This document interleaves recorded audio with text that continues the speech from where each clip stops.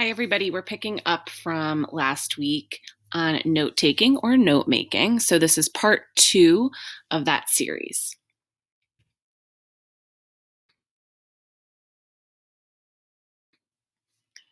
So, just a little forecast. Things will look a little different this week. We'll have a brief overview of the methods here in this Ed puzzle, and I'm calling this Skill of the Week Part A. So, this Ed puzzle is Part A. You will dive a little deeper into a method, which is Skill of the Week Part B. And then you're going to work on application, which will actually be our skill of the week in action. Both Part A and Part B will be due on Sunday night. And as usual, your skill of the week in action will be due on Wednesday. So remember when I told you to take notes last week? Hopefully you still have those, so grab those notes.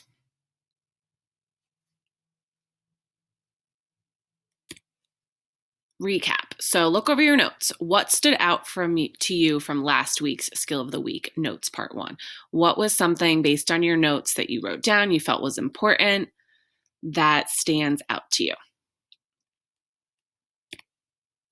Keep taking notes. We're going to continue. So for the inaction last week, I had you think about a picture. So 2 images, your current self with note-taking and your goal or future self. So perhaps you thought of something about what you actually do to use with what you usually do with your notes. So maybe you do nothing with them. Maybe you put together a picture of you throwing them in the trash or leaving them on the floor or forgetting to use them, a big question mark. Maybe you're somebody who actually reads them or uses them to study. But the question is, what do you do with your notes after writing them? And then maybe your future self, maybe it's actually something that you consider like, I want to actually use the notes. I want to rewrite them as a way of further processing the information. I want to study and review them or reorganize and look at them in some way that actually is useful to you. So remember, notes are for you. Your notes do not need to be used by any other person besides you. So in order for them to be quote unquote good notes, they must be useful. You have to use them. Like any tool, it is only as good as if you pick it up and use it. So what makes notes useful? Maybe you take 5 to 10 minutes at the end of each class to fill in and kind of clarify. And this means that you could color or underline important terms. That should say terms there, sorry. Circle, just some way to kind of further go through the notes and pick out important definitions or ideas. So this review will help you process the information further, right? So you've written it down, which is one way of processing it, and then you're reviewing it and kind of interacting with it in some way. And this really actually helps lend to memory. It helps you remember. So a few questions for you here that I want you to consider. Think about how you usually take notes, how that works for you, and changes you might make. So when you find the lecture boring, what do you do?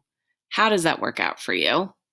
When you do whatever it is you do, does that work? Is it helpful? What could you consider doing instead? Again, thinking about notes. This is specifically about how you usually take notes or make notes when you have no idea what the teacher is talking about. That happens, right? What do you do? How does that work out for you? What could you consider doing instead?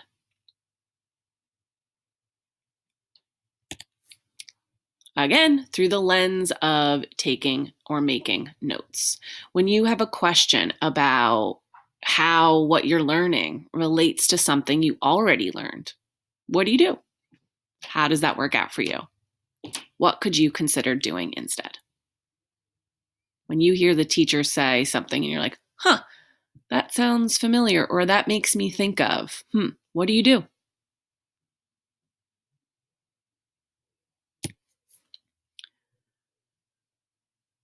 When you feel like it's very important to understand what is being reviewed or discussed. So you hear something that either the teacher is saying or that a student is saying, your peer, or you come across something in your reading that's really important. What do you do? How does that work out for you? What could you consider doing instead?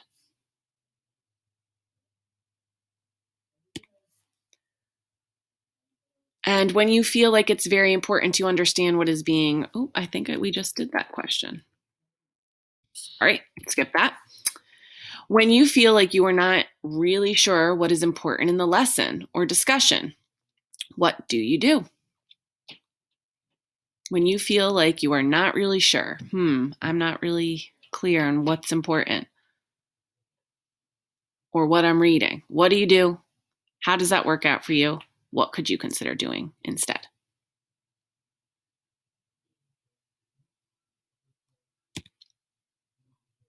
So, did you know there's actually a lot of different ways to take notes? There's not just one right or wrong way.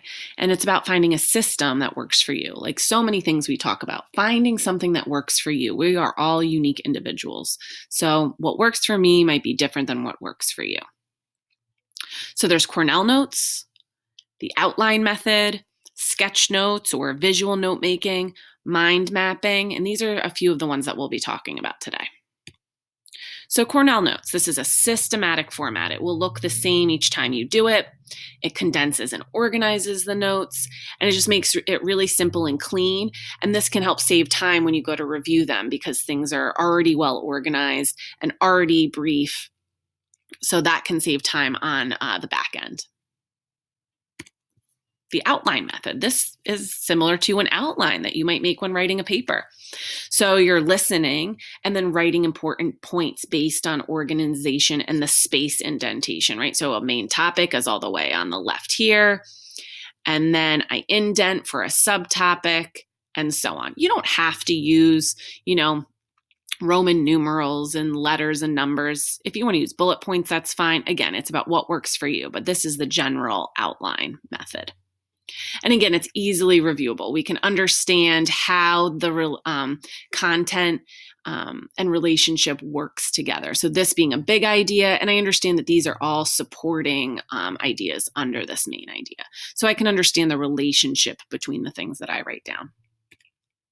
Sketch notes or visual note making combines traditional notes with drawing, symbols, and other creative elements. So you'll see that there might be certain visual, symbols that you use, and then see how the things connect. This can help boost memory and retention, and it can be, depending on what style learner you are, might be a good one for you. But remember, the content is really the most important, not the pictures. This, if you are too caught up in like this looking pretty, then that's probably not the right note-taking method for you. This is really about the content and not just the pictures. So making sure that you are incorporating words too and not just images is important. Mind mapping. So this is a visual diagram for organizing. So you'll see that you have a central idea or main idea, and then it kind of branches out into these supporting ideas and details. This is something that you may have used in brainstorming as well. So it can also might have been familiar to you in that way. And it can be done quickly. Just few kind of words can help make this map. So it's really about ideas. And again, this can be done quickly, so that is an advantage. So I've introduced you to 4 methods. Which method do you think you want to try?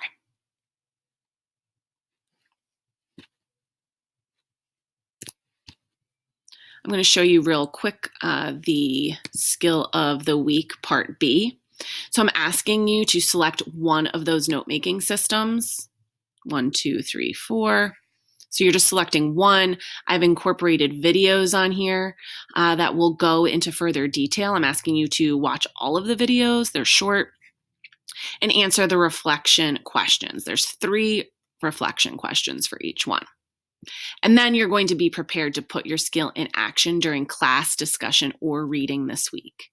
So that will be the skill of the week in action That will be skill of the week in action. Number 5 on Canvas is actually you using one of these note-making methods during a class, during a reading, whatever you see fit as the appropriate time for you to be taking notes.